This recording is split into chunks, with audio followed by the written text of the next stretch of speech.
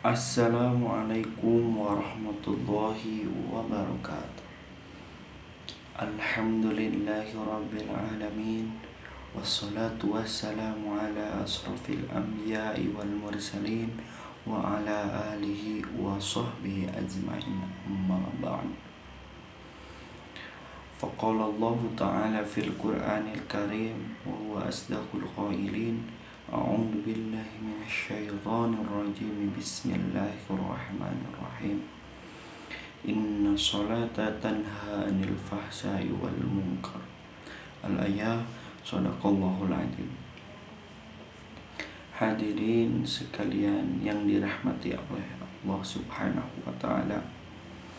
Pada kesempatan ini izinkan saya menceritakan ceramah singkat tentang sholat, yang mana sholat ini adalah sebagian rukun Islam.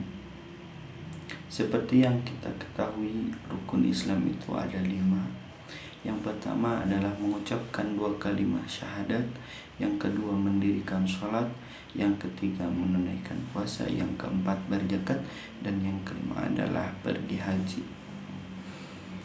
Mulai perintah sholat yang dilakukan dalam perjalanan Isra wal Mi'raj yang membawa Nabi Muhammad SAW ini terbang ke langit ke Sidratul Muntaha. Perintah sholat sifatnya berproses dan berkelanjutan, di mana pada awalnya sholat ini adalah dilakukan secara 50 waktu sehari semalam. Kemudian terus disederhanakan menjadi 5 waktu saja dengan pelaksanaan yang sudah disesuaikan. Ini menjadi suatu kewajiban yang dimana umat muslim harus melaksanakan sholat tersebut karena sudah menjadi sebagian rukun Islam. Dan berat hukumnya bagi seorang muslim yang telah meninggalkan sholat, seperti yang dikatakan Rasulullah SAW,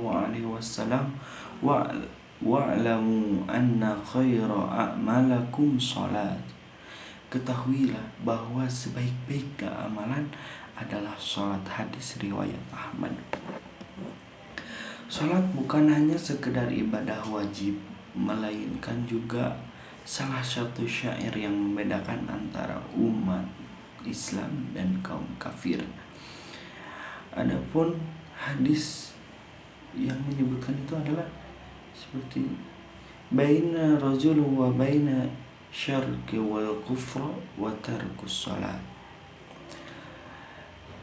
Antara seseorang dengan kekufuran dan kesyirikan adalah meninggalkan salat. Hadis riwayat Muslim dan Ahmad.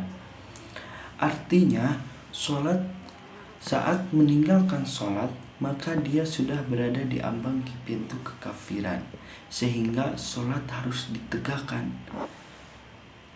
Dan salat ini dan Al-Quran menjawab bahwasannya sholat itu mencegah dari perbuatan keji dan mungkar. Jadi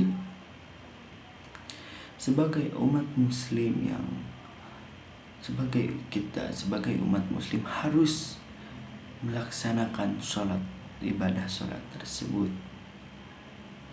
Karena seperti hadis yang dikatakan saya tadi, bahwasannya ketika ada orang baik, ketika orang itu mau baik, beramal soleh seberibu banyaknya, sebagai banyaknya, tapi ketika dia tidak sholat, maka amalan-amalan yang dilakukan, kebaikan-kebaikan yang telah dilakukan seseorang itu tidak akan menjadi amal. Untuk itu sebaiknya kita menjalankan ibadah sholat yang 5 waktu dengan sebaik-baiknya, sehingga amalan kita sepenuhnya diterima oleh Allah Subhanahu wa taala. Seperti apa yang dikatakan oleh Umar bin Khattab, jagalah sholatmu. Ketika engkau kehilangannya, maka engkau akan kehilangan yang lainnya. Demikianlah ceramah singkat tentang sholat ini saya sampaikan, semoga bermanfaat. Jazakumullah khairan katsiran. Wassalamualaikum warahmatullahi wabarakatuh.